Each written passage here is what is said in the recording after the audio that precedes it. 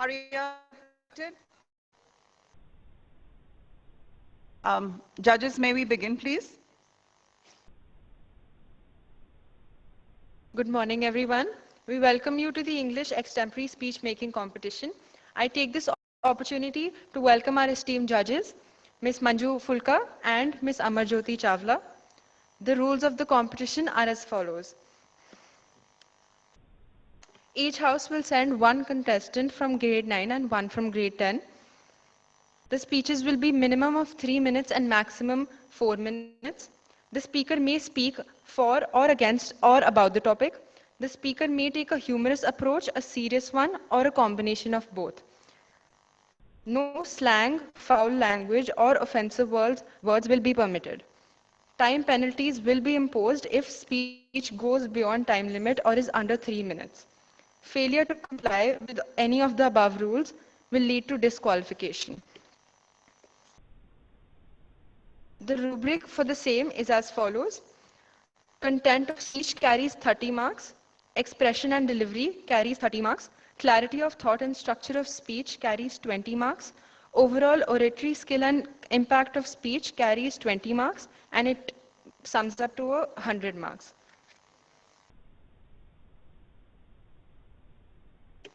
We now begin with class 10.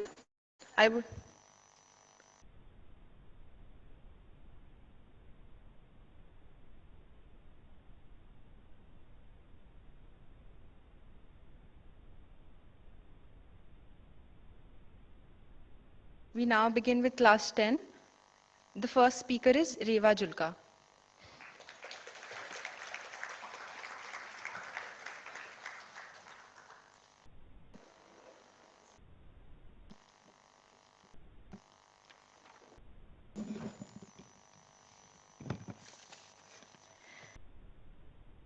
You say, if I had more, I should be very satisfied. You are mistaken. If you are not contented with what you have, you would not be satisfied, even if it were doubled. Good morning to one and all present here. I, Reva Raja Julka from class 10B, stand before you with my topic, Take Less, Be More. We live in a world that is driven by consumerism, where the message is always needing more and having enough. Everyone has their own take on this topic, be it in a mental, spiritual, emotional, or even in a physical way. Everybody pretty much agrees, less is more. I had my birthday coming up. I asked my parents to take me for a shopping spree so that I could finalize my outfit. There were so many options and so many shops that I ended up buying pretty much a big pile of clothes. This got me into thinking that after our basic needs are met, do material possessions really bring us a sense of security? Have we stopped to consider that if we had something less, that it could turn out to give us something more? More in the sense of joy, commitment, fulfillment, happiness. This is not only applied to physical things, but mental and emotional capacity as well. You have to understand this from a spiritual point of view. Let's say you ate a bar of chocolate. You wanted more from your friend because you liked the taste of it, and your stomach has more space for it. Similarly, when your soul has not found that inner peace, it is hungry and it needs more. When the satisfactions and needs have not been fulfilled, your mind craves for more each day. Generally speaking, we are limited. The more we burn up, the less we have. The more we store, retain, maintain, the more we will have. Delusion by greed is very powerful. We tend to hold on to seeking our materialistic possessions in life that we tend to forget to view things as a whole. It makes perfect sense in everyday life, and actually, this is in a sense of Karma Yoga, which says, preserve your rights of others by doing your duties and forgo your rights, because demanding your rights creates fights. This can be applied in all relationships as well. Doing our part and forgetting the expectations establishing us lasting in peace and creates a loving environment, while vice versa, you can see many struggling situations, fallouts, and failed momentums. On the way back, all that came into my mind was how I couldn't find that perfect dress. I saw this child on the street with worn out clothes, and I was saddened. Had I been so self-absorbed that it made me rethink as to where I stand as a human being. Where does my happiness stand? I gave her all the brand new clothes I had picked out. The joy on her face, ah, the cutest thing I had ever seen. Hence, the moment you understand that your desires are actually the root cause of your suffering, it is better to let them go instead of clinging on. Thank you.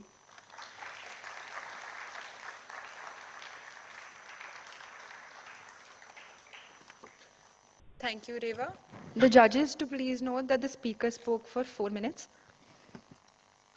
We now have Rudransh Rajput.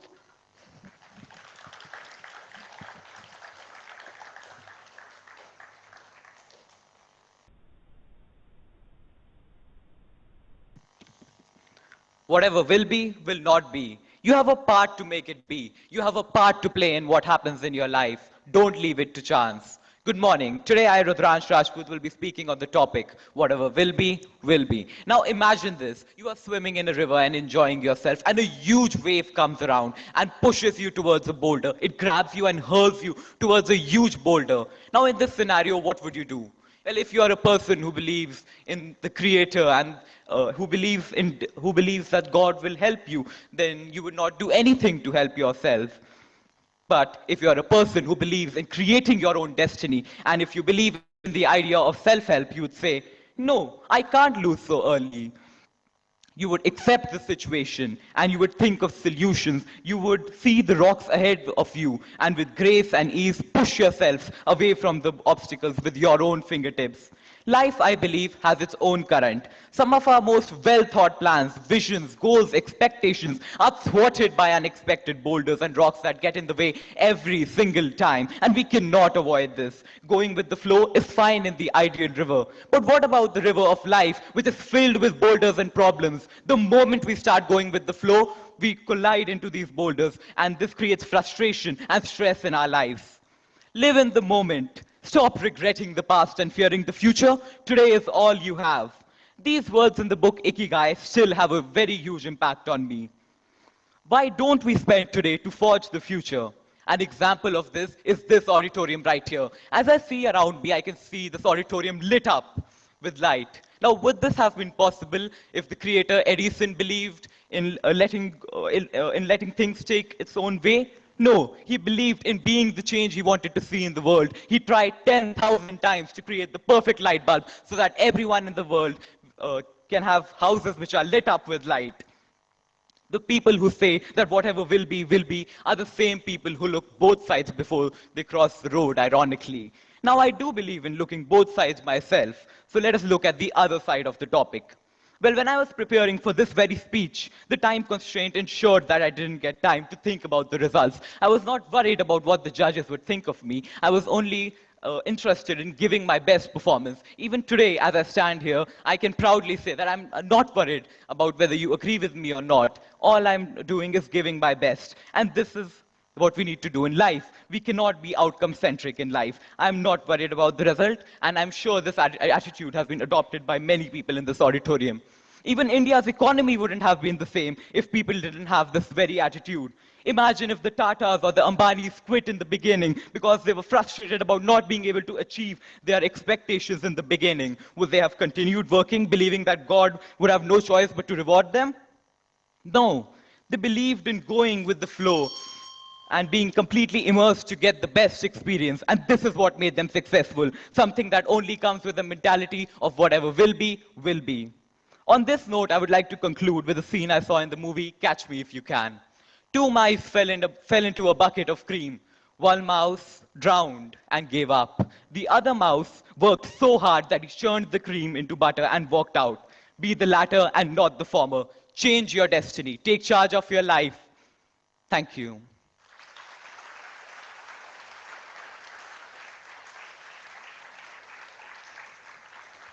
Thank you, Rudransh. The judges to please note that the speaker spoke for 3 minutes and 30 seconds.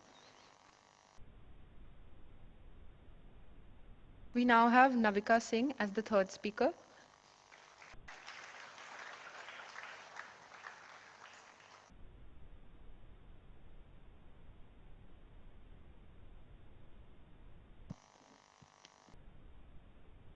Good morning, everyone. My name is Navika Singh, and my topic for today is It's a Wonderful World. In this speech, I will be detailing what this phrase means to me as an individual and its overall significance in society. What is the meaning of life? A simple question, but one that philosophers have been pondering over for aeons. But to me, the answer has always been clear as day: love. And not just love of the romantic kind, a more deeper meaning of the word. Did you know the ancient Greeks had 8 different words for love? They could not fathom being able to encompass this word with so many different meanings into one 4-letter word like we have so easily. Now, what is the relevance of love in my topic for today? There are so many things that in our lifetimes that we have been given that we need to be grateful for. Every moment is a gift to us, and we tend to ignore the beauty of life around us and focus on the negatives. This is, after all, a very human tendency, also known as negative bias in psychology. Life is full of these passionate, exciting, beautiful moments that we lack appreciation for. There are people, objects, experiences waiting for us to wake up and realize their importance and live them out fully. Whether it is smiling at a stranger on the street, or making a baby laugh, or any of the small gestures that encompass all the love and affection that human beings are predisposed to carry in their hearts. All of these moments are what make life worth living. Every Monday morning, even this morning for that matter, we sit here in this very auditorium and appreciate the abundance that we have been given. These 2 minutes should be taken out by each and every single one of us, at least once a day, to thank the universe for all the things that make us happy. If we all took a second to think and to contemplate our words and actions, the world would be so much better for it. And so would every single individual in it. Our happiness doesn't always have to come from others. Being happy with ourselves without the constant need for external validation is something that we all struggle with, and it is the essence of self-satisfaction. We hear from our elders constantly: live in the moment, be grateful for what you have, and nothing lasts forever. But we never really realize the truth of these statements. All good things must come to an end. And if we neglect to appreciate these fleeting moments of beautiful joy, it can have major negative impacts on how we see the world. We all experience the highs and lows of life. And sometimes it may feel like these lows never end. But the minute we come out of the mindset that everything, all the odds are stacked against us, and we realize that everything happens for a reason, we become better and happier individuals. Man is nothing without community, and it is necessary for us to support, respect, and cherish the people we surround ourselves with.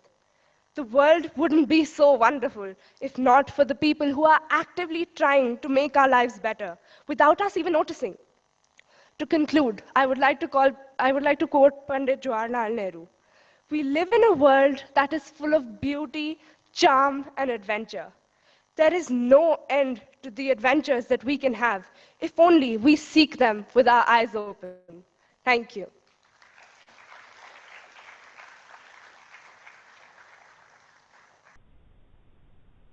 Thank you, Navika.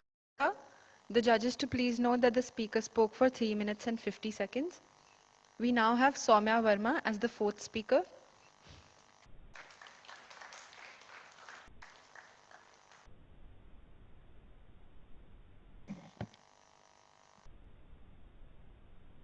Did you know that 93% of your life will be spent indoors? It seems a lot, right? Look at us here, stuck indoors with bright light, but not sunlight. I've been wondering, if we spend all of this time indoors, what is all of that we are missing on? Good morning, everyone. Today I'm here to talk about my topic, things I can learn with nature, and to tell you the very real connection between humanity and nature. If only life came with an instruction manual, we could all turn to a specific page and find guidance on handling life issues like trials, success, failures. But unfortunately, that's not the case. We stumble many a lifetime trying to figure out this thing called life. If we slow down, we would see that there are many lessons in nature that provide us this guidance. We just have to have our eyes open and hearts there to feel it. Now, we all are familiar with trees, something that we look at daily. But do you know, as seasons change, we are guided to learn acceptance and non resistance from them. A green leaf doesn't resist to turn red in autumn. A tree doesn't resist its leaf from falling down in the winter months. They stand deeply rooted in the ground, with their vulnerability out in the open and branches spread wide open, surrendering to the universe. As if standing there and saying, do what you will do with me. I trust it is for my highest good. I've never seen two birds run into each other when they're flying in a flock. Why is that? They never do happen in any of the situation when they're not communicating with each other. Well, true communication doesn't always need words. Body language, sensing other people's energy and tone, can say much more than meager words can. At all timings, we're communicating through our thoughts and energy that we dispel.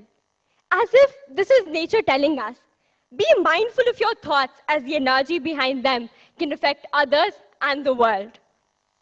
Well, darkness is necessary to appreciate the light, a saying we all would have heard at least once in our lifetime. But have we actually experienced it ourselves? We can through the night sky. We need to experience the opposite of what we actually desire so that we can appreciate and experience the things we truly want. Animals who are prey don't overanalyze and plan in advance the ways they're going to oversmart their predator in the future. When the threat approaches, their fight or flight kicks in, and when the threat is gone, they go back to grazing without keeping a thought in their mind regarding the predator. Don't dwell in sphere of fear of the future and regret of the past when the threat doesn't exist. Here, the nature tells us that's the breeding ground of stress, anxiety, and regret. And with the flow of water, we actually feel how life changes with every step. A calm water, then a steady wave, and then a wide open ocean of opportunities where you have to deal with every problem. But that's again the way of doing it, and nature strengthens you to do it. We easily take this beautiful world and its many messages and lessons for granted. Don't wait for extraordinary moments to take your breath.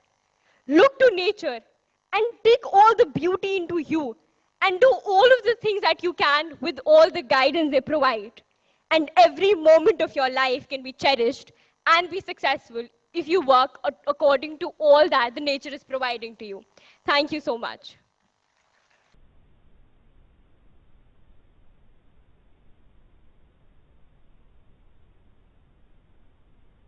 Thank you, Soumya. The judges to please note that the speaker spoke for 3 minutes and 50 seconds.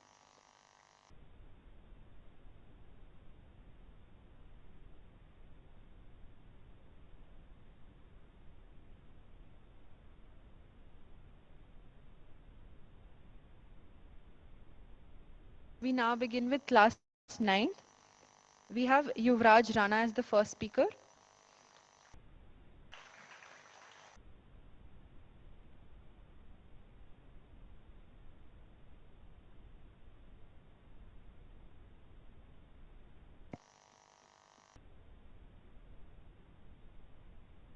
Good morning, everyone. Good morning, respected judges, teachers, and everyone present here. Today, I, Yuvraj Rana, will be giving a speech on the topic I'd rather be a hammer than a nail. I've listened to this particular line in a 60s song, a song about freedom, a song which compared the lives of people who led by example and people who followed these leaders. It has been estimated that this song has been produced in different languages and has about 4,000 versions all around the world. This Peruvian song has been a part of Peru's cultural heritage since 2004, and it has also been considered as the second national anthem of Peru. This is all the little meaning and information that is there about the song. But while I was pondering about this particular line, I found out that it had various connotations. But my personal favorite was the concept of leaders and followers. To explain this and relate this to my topic, I would like to give an example. When we see a carpenter repair a piece of furniture or create a new piece of furniture, we see him use one hammer, but many nails. What does this signify? This signifies that in life, people who are built like a hammer are people who lead by example and who tend to bring a change in the world. But people who are built like nails are people who follow the commands given to them by their leaders. From this explanation, we can form a statement that a hammer uses one strategy to overcome all the problems, whereas a nail picks up one problem and tries many strategies in order to solve that one particular problem. We've seen how hammers have been used in the past. They are a symbol of healing.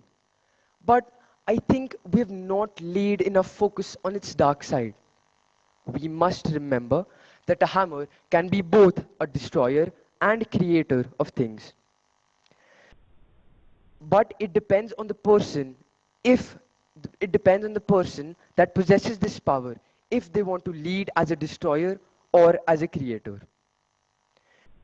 This also explains that it isn't important for the person with the hammer to always become the leader. It's the person's mindset and the person's personality which decides if the person would become a successful leader or not. This also means that leaders This also means that these successful leaders are able to gather as many followers as possible and not only inspire them to follow them, but also inspire them to become leader themselves. We can also conclude that leaders not wait for things to happen, but leaders make things happen themselves. I would hereby like to conclude with a short quote. A true leader is a person who not only gathers followers, a true leader is a person who inspires his or her followers to become leader themselves. Thank you.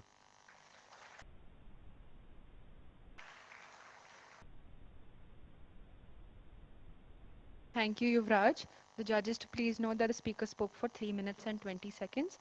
We now have Ajuni Kaur as the second speaker.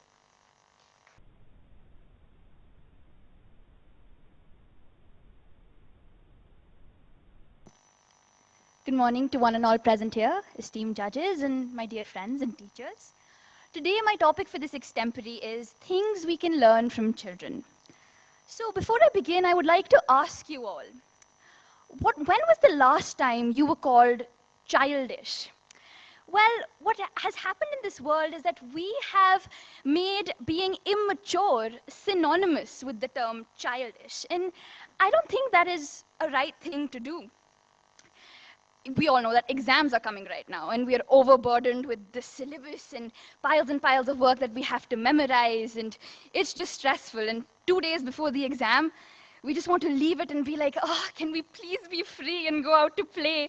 Or can we just be kids again, without worries, without stress, without complications? Now, what we try to find here is that missing piece of ourself that free spirit that was once alive within us as kids, that has slowly and gradually died down. Kids have a greater understanding of this world than we ever will. What our main motive should be here is to keep that little spark alive. The kids, they know how to dream. They know how to dream big. And they are not bound by limitations of what can, what will be. You tell them, they see a rainbow in the sky and they'll be like, oh my God, the painter has taken his paintbrush and taken strokes. They have that creative mindset. They have wonder and magic alive in everyday life. And now I would like to take an example of my grandmother. Sadly, she passed away 2 years ago. But what I remember about her the most is her bright and charismatic childlike nature.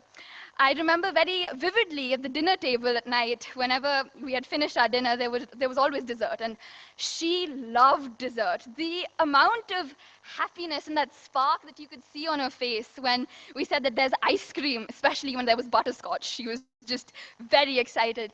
And she always said this thing, I scream and you scream and we all scream for ice cream. And that made us so excited and brought joy and excitement for a little cup of ice cream. And what that teaches us is that that childlike charisma is what we have to maintain in life, because in the end, life is not materialistic. Life is not about logical thinking or analytical thinking or anything selfish or egoistic. It is about the small moments, the memories that we cherish forever.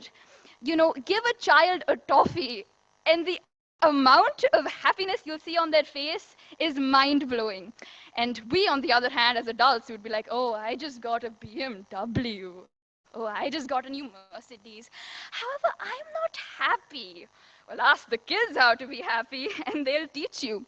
I was out in the break a few days back, and I found two kids running around, chasing each other. One of them pushed the other one, and the other one fell and started crying. And then I was like, uh-oh, what's going to happen? Next moment, the kid's up and running again, and is chasing after the other one.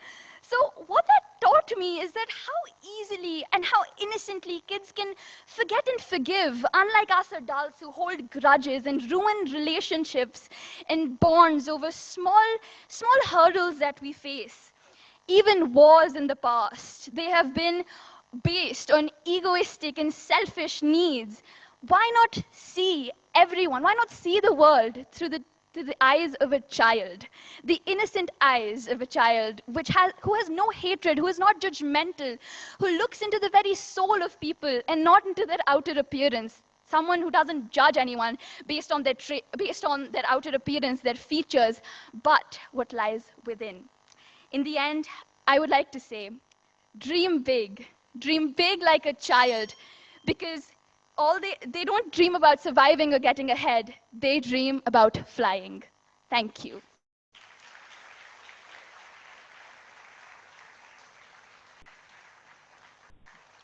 Thank you, Ajuni. The judges to please note that the speaker spoke for 4 minutes and 10 seconds.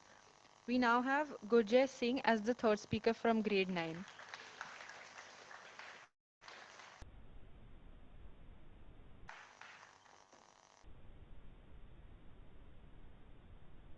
Life is shattered into a million pieces which come together and form who we are, a human. Good morning to one and all present here. Today I, Gurjit Singh Sandhu, would like to draw your attention to my topic, things that make us. Humanity is one of the many aspects of life. Without humans, the earth would not be able to function properly, as humans possess many qualities like being creative, being compassionate, showing love. For example, if we take a hungry dog or a hungry person on the streets and we feed him, we give him food, then the amount of happiness we will get. This way we are not only being kind, but we are fulfilling the reason of being human, and we are still showing that humanity exists. What makes us us?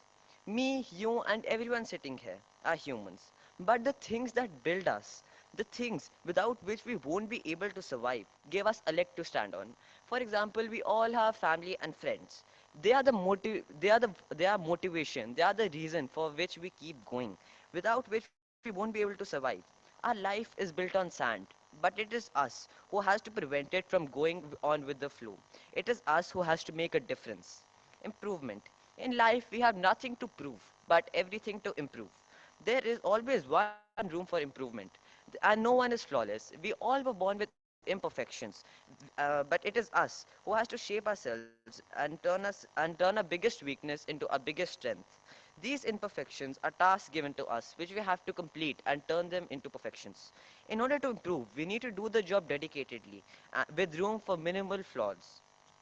Ambition. Starting from a childhood to adolescence and from adolescence to adulthood, we all have the desire to attain success, honor, and power. But in that process, we forget who we are. We forget that life is more than achieving success, and we do things for a selfish motive. We forget the moral values and principles of life. We stop caring about others, and at times we become selfish. Human nature. Rightly said by Dr. Seuss, why fit in when you were born to stand out? Every individual is unique in their own way. But one thing everyone has in common, that they want to fit in the society and don't want to get they don't want to they don't want to take a stand for themselves. Everyone wants to get in the rat race. They don't want to be extraordinary and stand out. Humanity is an ocean. If few drops of the ocean are dirty, it doesn't mean that the whole ocean is dirty. Many times in life, we come across two roads. It is up to us whether we choose the correct one or not. These roads will either lead to selfish gain or it will lead to collaborative gain. Humanity is the road which will help us to live life to the fullest, which will help us in staying happy and helping people side by side. This reminds me of the poem by Robert Frost, The Road Not Taken. This highlights the person having two roads in front of himself, which are both grassy and appealing. He wants to choose both the roads, but he just chooses one because he knows he has no other option. He thinks he can save the other one for later, but he knows there is no use of that. At the end, I would like to say, staying happy is the most important thing, and it will only be done if we stay true to ourselves and stay human. Thank you.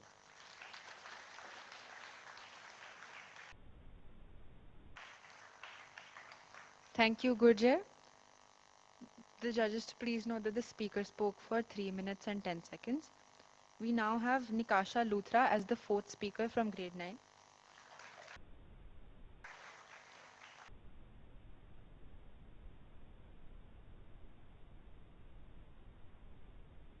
As Roy T. Bennett once very rightly said, and I quote, be the reason someone smiles. Be the reason people believe in love and humanity. Good morning, everyone. Today, I, Nikasha Luthra of class 9D, stand here before you to put my thoughts about be the reason someone smiles. You know, at any given point in our lives, we can never imagine what the other person is going through. Some people have just come out of their dark closets.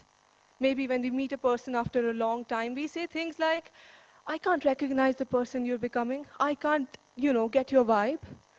But we feel that the weightage of these words are very light, but the other person is going through an emotional baggage. These lines can easily make someone self-doubt every action they perform.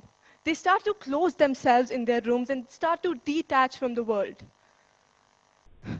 They start dividing the world into angels and demons. And therefore, they sit alone, so they have to interact with neither. You know, I've always been the type of person who likes to spread awareness, spread happiness. But I found that the message and the magnitude of my message was zero once I heard the story. That changed my life. The story goes like a man lives miles away from the Golden Gate Bridge in San Francisco, and he walks those miles a day. Once he gets onto the bridge, he jumps, commits the unpredictable. After the police starts investigating this case, they found a little note on the nightstand of the man. The note said, I'm going to walk the bridge tonight, and if only one person smiles at me, I will not jump. No one smiled at that man.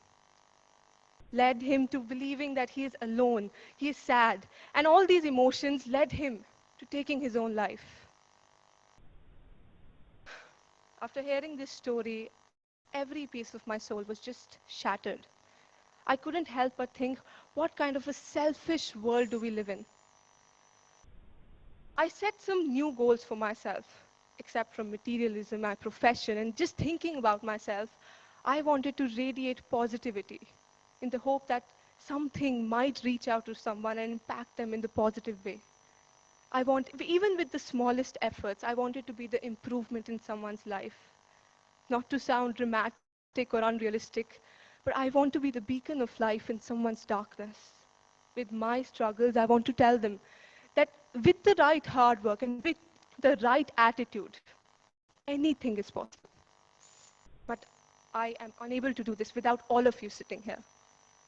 It doesn't take much to give someone a compliment, pass them a genuine smile, hold the door, give them a nice text message. What I do is tell a joke.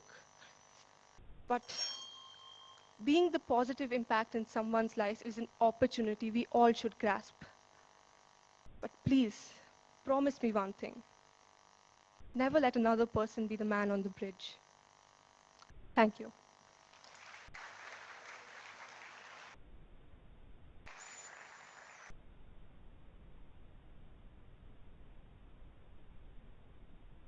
Thank you, Nikasha. This judges to please note that the speaker spoke for 3 minutes and 15 seconds.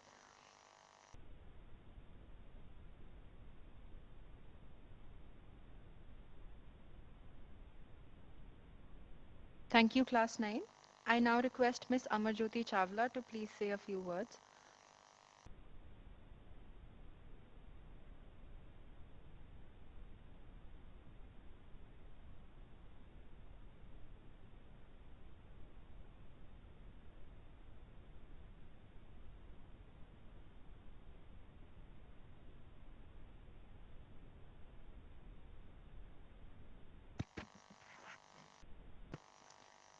Honorable teachers and my dear students.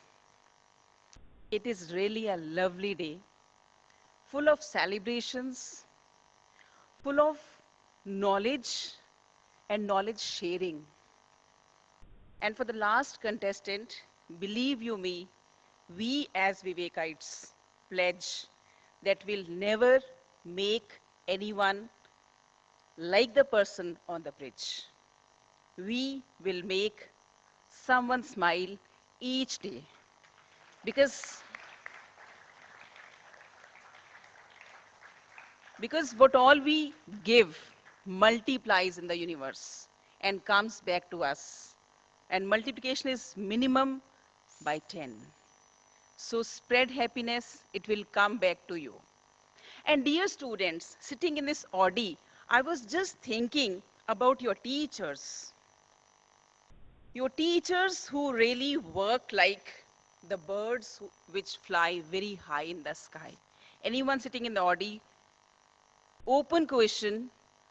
Name the bird which flies very high in the sky. Yes. Someone out of there. Yes, please. Could you stand? Who answered? Yes. Eagles. Eagles fly very high. And that brought a deep thought in my mind.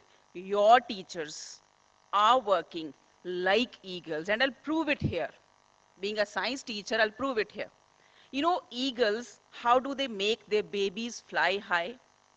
They take the baby, the newborn baby, who spent a couple of days in this universe, they take the baby high in the sky, they leave the baby over there to fly, and then if the baby flies, it's fine. If the baby doesn't fly, they give the support with their own wings to the baby.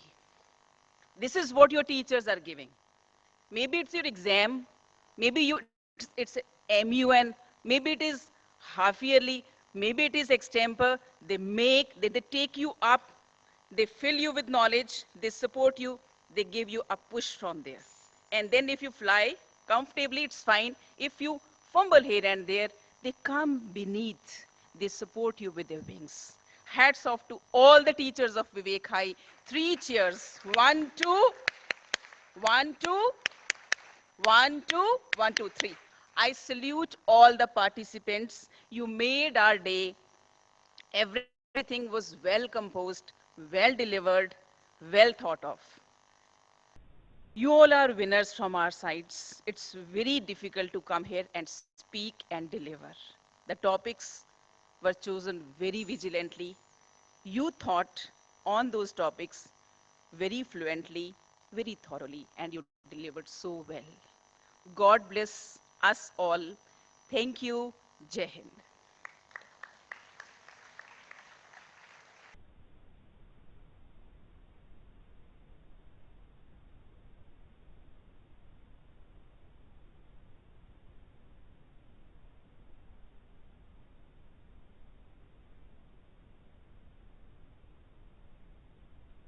Thank you, ma'am. I would also like to call Manju ma'am to declare the results.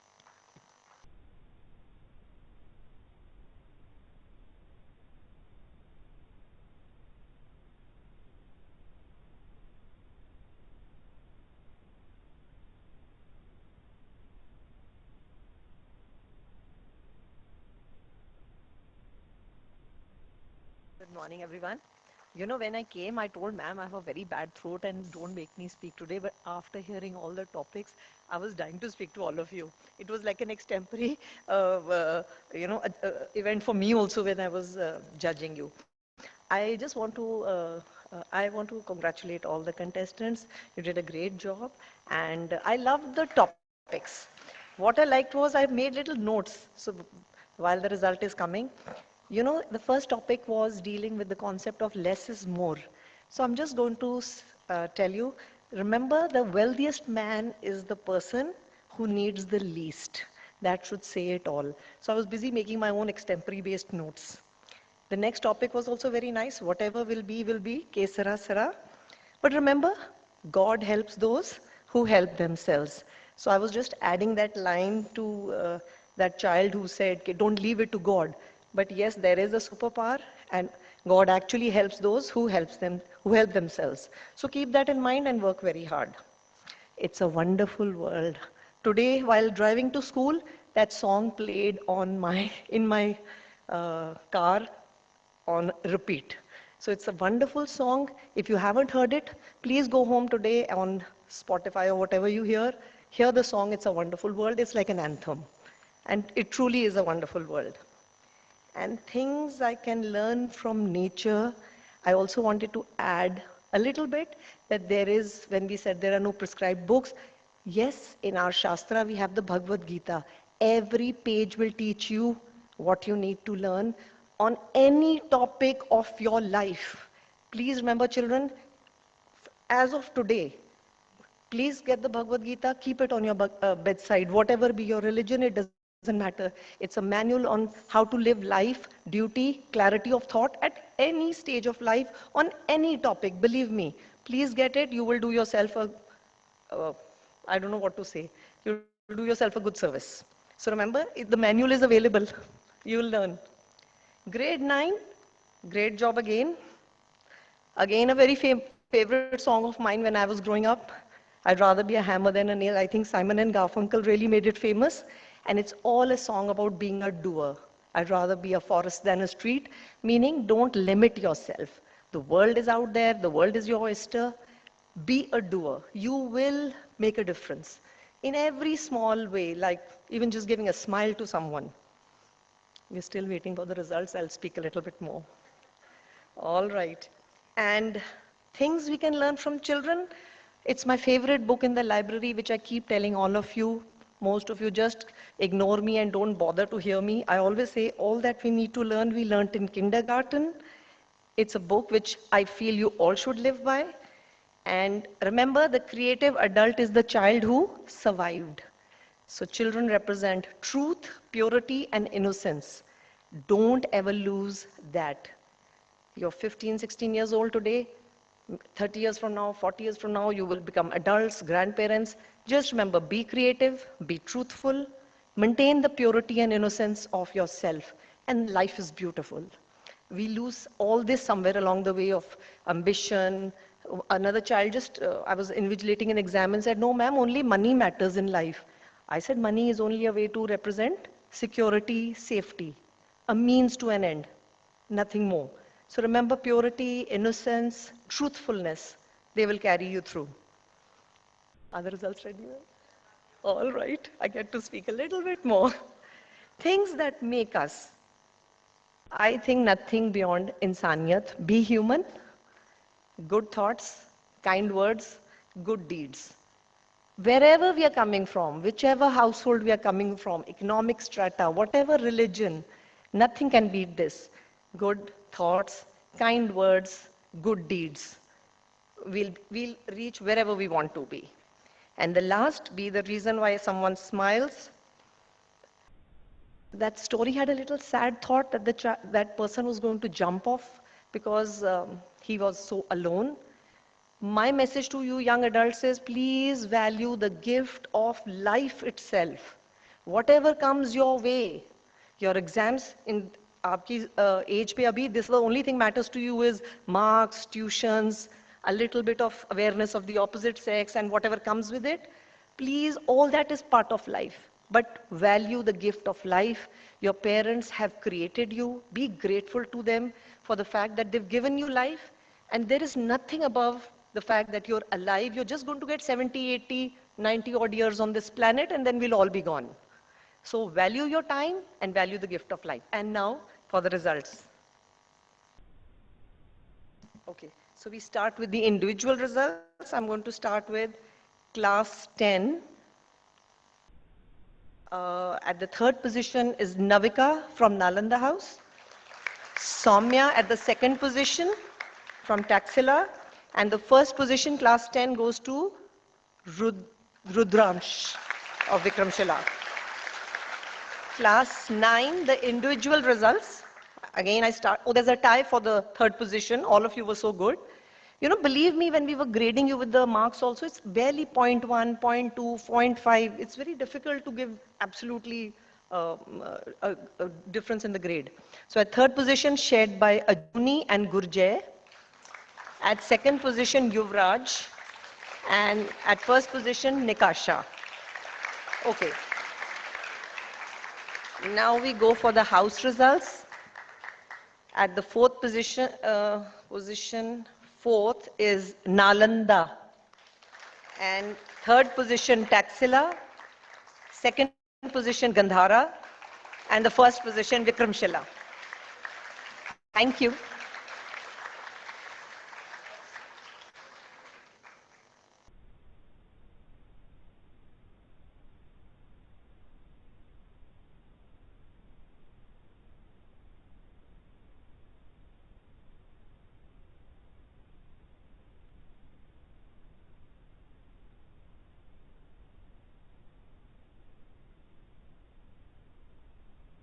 Thank you, ma'am. I take this opportunity to thank our judges for sparing their time this morning. Students to kindly wait for the judges to exit first before leaving.